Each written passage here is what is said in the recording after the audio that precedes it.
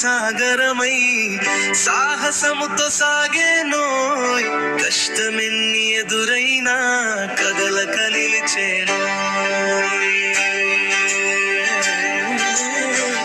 ఎంజపి గురుకులమున ముత్యమై మెరిసేనోయ్.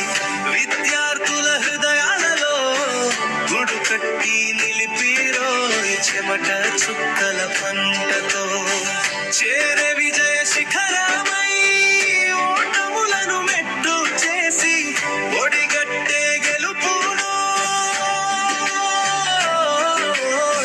ధైర్యమే తన దిక్సూచి ధర్మమే తన దారి శ్రమని దేవత చేసి శిఖరమందు నిలిచే